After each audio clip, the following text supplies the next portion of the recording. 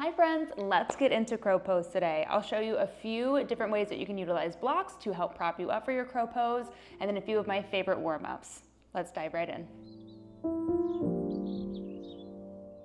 So a big component of crow pose, you want to think everything coming up and in towards your midline. So we really want to think about our pelvic floor coming up and in. I like to start with some pelvic tilts and add them in somewhere in my class.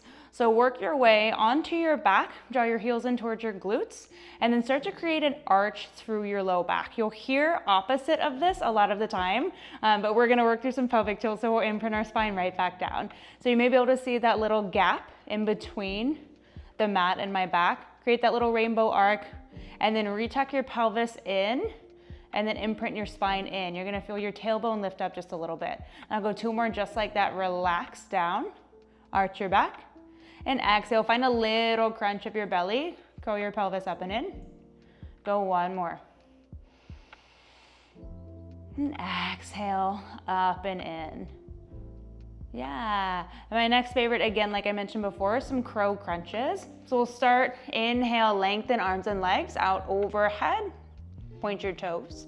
And exhale, crow crunch, crunch everything up. Option to keep your big toes to touch here, a little sliver in your heels, and work to draw your triceps and your knees together. Find flexion through your wrist. Inhale, lengthen. Exhale, crunch in. Find your little crow on your back. One more. Exhale, crunch in. Hold your crow, hold your crow, hold your crow. Big toes to touch for 4, 3, 2, and slowly relax. Wiggle, jiggle it out. Take a full body stretch. And make your way to tabletop. Another big component of your crow pose is gonna be your base, so where your hands are.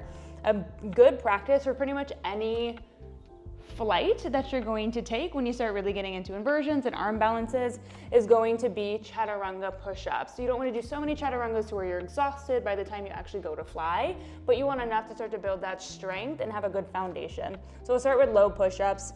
Draw your knees and your palms away from each other. Surrender your hips down. Keep a nice long spine, long back of neck. Breath in and out.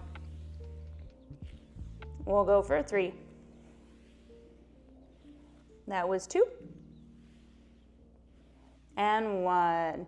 Nice. All right. And what you came for, your crow prep.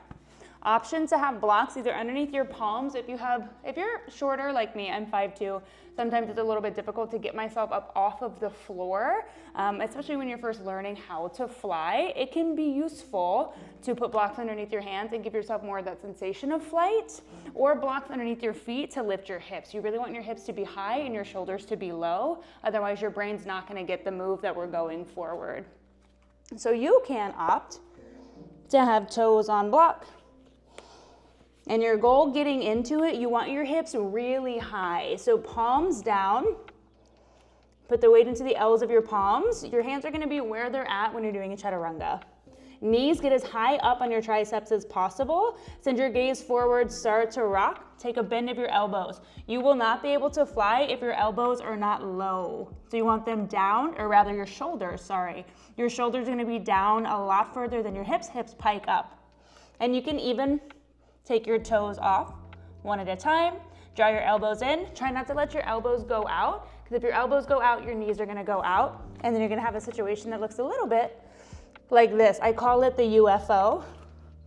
Sometimes you'll see people in class doing this situation where they're like really wide and hovery, and we don't want that. And you can also have a block or a bolster in front of your head so that if you do topple forward, you're not going that far. I'll show you.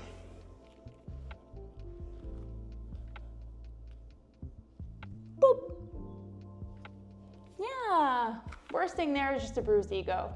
Try your crow, see if you like it, and keep playing with it. Know that it's gonna take you time.